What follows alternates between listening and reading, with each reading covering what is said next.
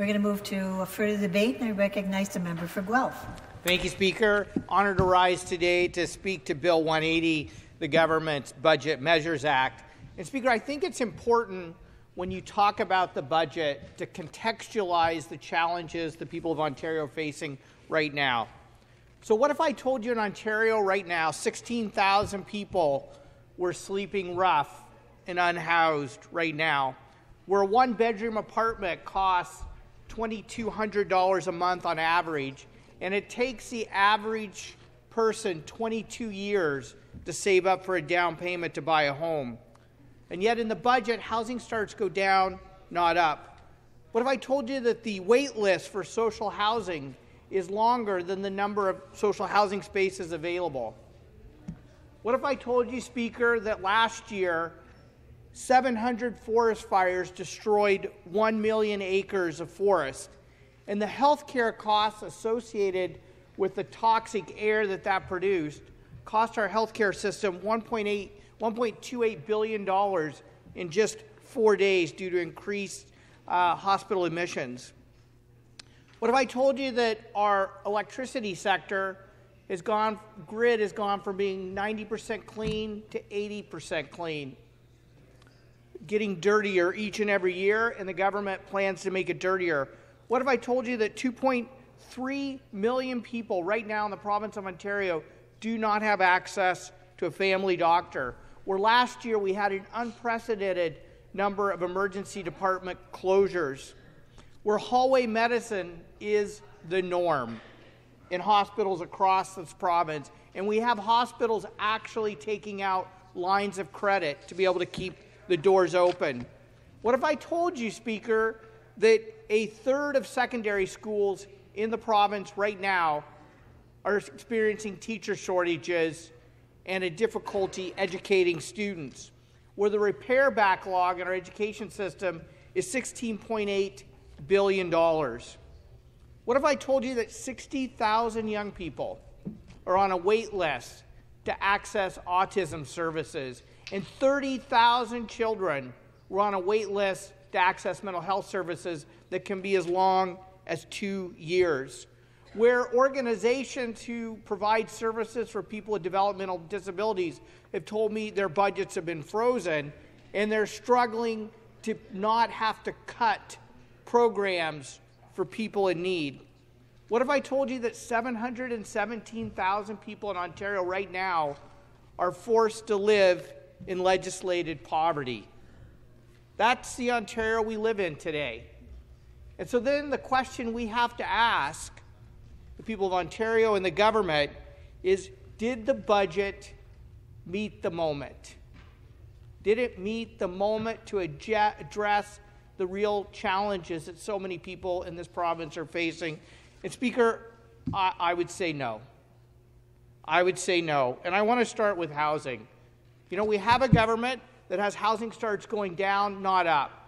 And the Premier, instead of saying, let's legalize housing, let's make fourplexes legal across the province so we can quickly build homes in a fast and low-cost way that people can actually afford in the communities they know and love without having to pave over our farmlands, our forests, and our wetlands. The government said no to that. What if we had a government that actually sat down and read the Scotiabank report? Scotiabank, nothing too radical here, that over the next decade, Ontario needs to build 250,000 deeply affordable nonprofit and co-op housing spaces just to keep up, Speaker. And yet the government has built 1,188 of those spaces in the 6 years they've been in government. Nothing in the budget that talked about actually putting some money on the table so that Ontario once again could start building homes that people can afford so we can address chronic homelessness. The government had an opportunity with this budget, and they will again later today when my colleague, the MPP for Kitchener Centre, brings forward a private member's bill to actually bring in protections for renters in this budget.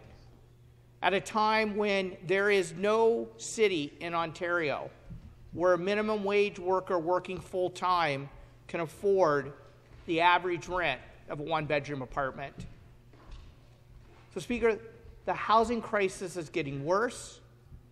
The dream of home ownership is getting further and further away, and thousands of people are struggling to pay the rent.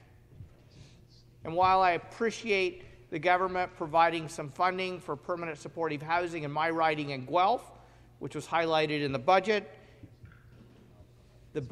fails to meet the moment of the housing crisis we're facing, which is the number one driver of the affordability crisis. You know, the Premier's been talking about bags at the LCBO, but let's talk about what's really driving up costs for people, and that is the housing crisis. Because I want to move to the climate crisis, because we're already seeing an early start to the fire season in Western Canada. And we have numerous experts predicting that we could have a historic fire season here in Ontario after the historic season that we experienced last year. And so what I was hoping to see in the budget were two things. One, a firefighter protection preparedness plan that actually takes and gives wildland firefighters the dignity they need to be able to be treated as firefighters and the resources they need to ensure that we are prepared in Ontario after what we went through last year. The other thing I wanted to see was actual dedicated funding stream for municipalities to ensure that they can be climate ready. According to the Financial Accountability Officer, the additional cost of public infrastructure in the next 7 years will be $26.2 billion in the province of Ontario due to the impact of the increasing frequency and severity of climate-fueled extreme weather events, floods, droughts, fires, extreme heat. It costs our economy when communities don't have access to electricity for 2-3 weeks or longer due to a climate-fueled extreme weather event, which we had last year in Ontario. Nothing in the budget that actually prepares our communities, our economy for that. As a matter of fact, I stepped out of committee right now. The government is going to ask people to pay more on their gas bills to subsidize Enbridge to expand gas services in the province. Instead, they could have brought in a climate affordability plan in this budget, making access to heat pumps, which reduce climate pollution, operate more efficiently, and save people money. Save people money, rather than having people pay more money to expand gas infrastructure in the province. They could have brought in a climate affordability plan that helped people completely disconnect from the pumps and give them rebates to be able to afford the electric vehicles that we want to build in this province, or a rebate to buy an electric bike for those who live in urban areas so we can actually lower our cost of transportation in this province. Speaker, my time is limited, so I want to close with health care and poverty. The budget could have brought in funding to address the fact that 2.3 million people don't have access to a doctor. Budget failed to do that. And they could have taken pressure off the healthcare system by ending legislated poverty, by more than doubling social assistance rates, because we know that poverty costs the province $33 billion a year, primarily putting additional pressure on our healthcare system, and the budget failed to do that, Speaker. Thank you. We're going to go to questions for the member, and I recognize the member for Whitby. Thank you, Speaker. You'll know that in the budget there's a new $200 million investment in the Community Sport and Recreation Infrastructure Fund, which is intended to help build new recreation, sport, and community centres in ridings across the province, including my colleague opposite in Guelph. And it's intended to revitalize older ones, but also to get upgrades that they need to continue to bring health to our communities, and also joy for hardworking families, including Guelph. Will the member opposite be voting against our budget measures to build and revitalize more community infrastructure? Thank you. The member for Guelph to respond. Thank you, Speaker. I appreciate the member opposite's question, and I do think we need more funding for recreation facilities, and I think that's a good measure in the budget. But, Speaker, what municipalities also need is they need to ensure those facilities are built in a way that withstands the increasing severity and frequency of extreme weather events fueled by the climate crisis. We're already spending billions more in insurance costs and to deal with the uninsured losses due to the increasing frequency of climate-fueled extreme weather events. The Financial Accountability Officer has shown that just public infrastructure alone will face additional costs of $26.2 billion this decade. I think I said 7 years. Actually, it's 2024 now. It's 6 years. Response? The budget didn't meet that moment. Like when we build these facilities, we have to make sure they're ready for extreme rain and heat and freeze-thaw cycles. And there's nothing in the budget that provides a dedicated funding stream for that. Thank you. I have to go to the next question. The member for University Rosedale.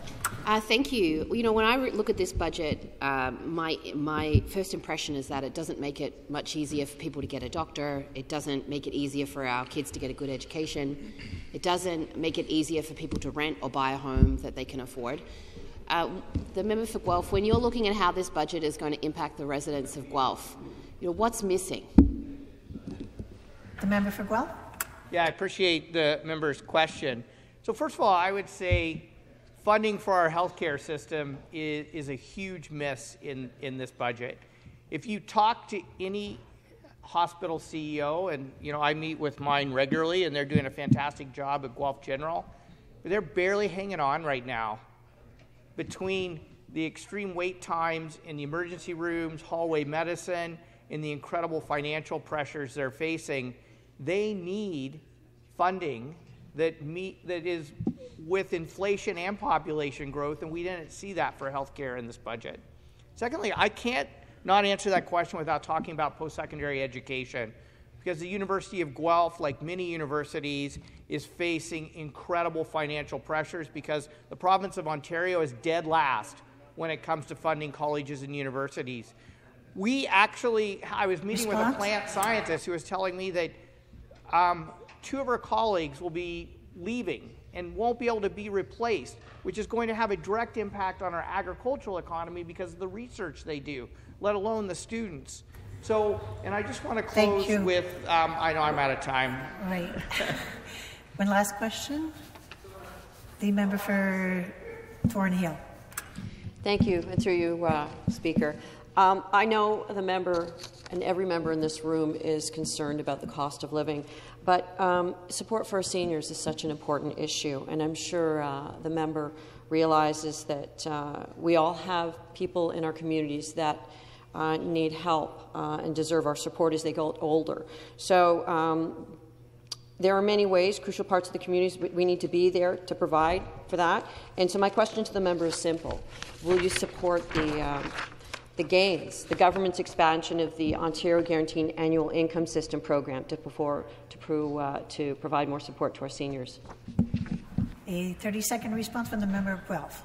Yeah, I appreciate the member's question. I absolutely support the expansion of gains. I think it's a effective anti-poverty measure, and I wish the government would take the same approach when it comes to dealing with people on Ontario Disability Support and Ontario Works. It's impossible for somebody to live on $1,300 a month or $731 a month. So let's more than double that. Let's bring them up to the low-income cutoff level to help eliminate poverty in this province. Thank you.